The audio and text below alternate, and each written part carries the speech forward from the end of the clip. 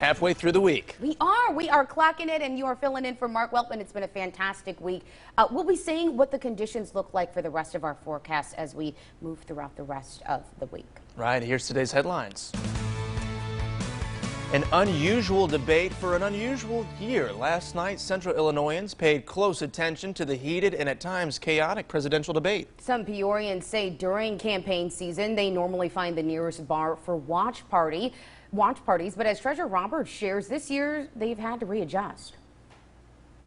On a debate stage in Cleveland, President Donald Trump and former Vice President Joe Biden battling for the role of commander-in-chief. The audience limited in the debate hall, but millions are watching from home. I definitely would have been out at like a pub or something with a bunch of people watching it because it's always some interesting stuff, especially with like these two candidates. Debate talking points include the Supreme Court, COVID-19, the economy, and the integrity of the election. Another key point, race and violence. One person says he wants to know how both candidates plan to move the nation forward. The big thing after this summer is the racial equity movement. The only way we're going to bring this country together is bring everybody together. There's nothing we cannot do if we do it together. We can take this on and we can defeat racism in America. During the Obama-Biden administration, there was tremendous division. There was hatred. You look at Ferguson, you go to very many places. Look at Oakland. Look what happened in Oakland. Look what happened in Baltimore. Look what happened. Frankly, it was more violent than what I'm even seeing now. We asked on Facebook what you expected to hear. Some people say they refuse to tune in. One even predicting the debate would be a train wreck. Everybody knows he's a liar. Will you shut up, man? Kathy Missel of Peoria says she wants less finger pointing and more answers. I don't wish anybody to bash anyone, especially on camera. I'm mainly looking for what Trump's going to do for us, not what Biden's not going to do. The debate moderator continuously tried to regain control of the showdown, telling candidates the American people would be best served without yelling and interruptions. Coming up, we will have a breakdown of the additional topics discussed during the debate. And next week, Vice President Mike Pence and Joe Biden's running mate Kamala Harris will be facing off. The election is nearly a month away, and if you are voting by mail this year, it may be worth checking if your county requires you to pay for postage and how much. Stamps for mail-in ballots cost 55 cents in Woodford County and 70 cents in McLean County. Peoria County has prepaid postage. Tazewell County Clerk John Ackerman says the average cost for a ballot return stamp in Illinois is about $1.40. And some voters may not realize Tazewell County does not provide stamps. Some counties have chosen to put prepaid postage on the envelope. Other counties have chosen not to. In Tazewell County, we don't.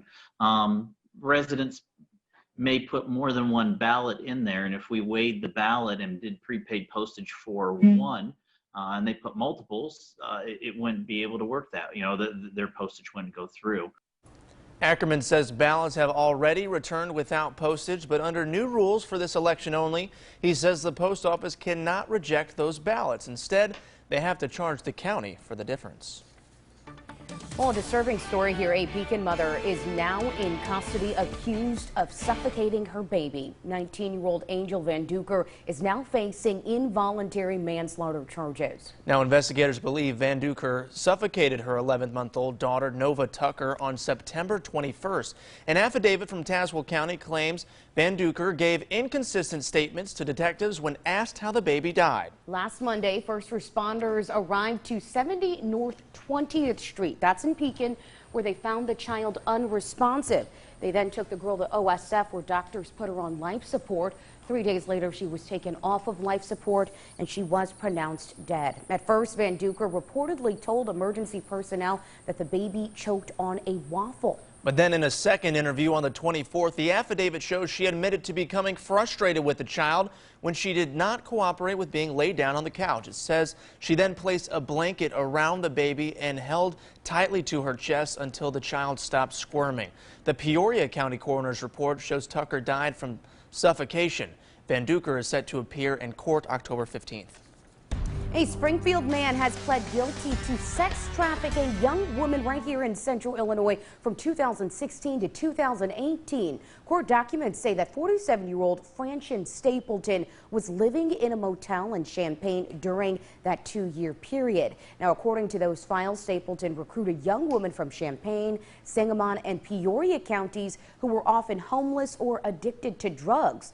Court records say that Stapleton used violence to force those women to have sex with men for money. He faces a sentence of up to life in prison. Stapleton is scheduled to be sentenced on January 29th. Now here's a look at the weather with meteorologist Molly Naslin. Well, good morning, everyone. 50 in Peoria on our Brave Law Center camera. We're off to a relatively cool start this morning and some clear skies, but a lot of clouds to start off with as we get your morning going. Temperatures will make their way into the upper 60s by this afternoon before quickly cooling off. You do have a green light on your morning and evening commutes. Shelby? Thank you, Molly. 5:07 right now. Here's a look at traffic to get you out the door this morning. I-74 is reduced to 1 lane in each direction at Pinecrest Drive, exit 98 in East Peoria. IDOT crews are preparing to do some work on the bridge that carries Pinecrest over I-74, which is expected to begin in spring of 2021.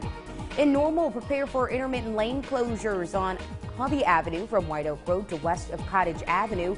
Crews are doing some pavement work for about 2 weeks. And in Bloomington, crews have started fixing an inlet at the northeast corner of Center in Mulberry. Mulberry Street from Main to Center and the left lane of North Center will be closed for the work. Crews hope to have it finished by Friday. Coming up, tensions flare on the presidential debate stage. We've got an additional look at what both presidential candidates brought to the forefront.